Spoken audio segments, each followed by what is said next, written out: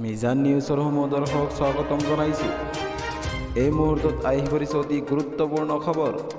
তৃতীয় আৰু চতুৰ্থ বৰ্গ পৰীক্ষাৰ্থীসকলৰ বাবে অতি জৰুৰী খবৰ। তৃতীয় আৰু চতুৰ্থ বৰ্গ পৰীক্ষাৰ ফলাফল কেতিয়া ঘোষণা হ'ব?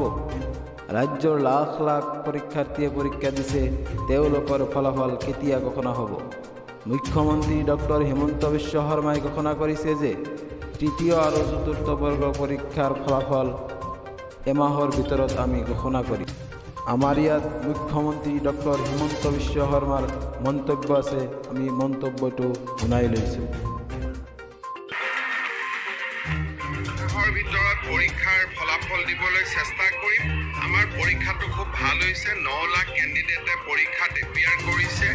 5টা পৰীক্ষা মিলি আমাৰ 14 লাখ কেণ্ডিডেট আৰু এটা পৰীক্ষাত 9.5 লাখ কেণ্ডিডেট, অৰ্থাৎ এজনে 5টা পৰীক্ষাত অৱতীৰ্ণ হৈছে। তেনেধৰণে 14 লাখ আৰু মূল গন্তি হিচাপত ইউনিক আইডেণ্টিটি হিচাপত 9 লাখ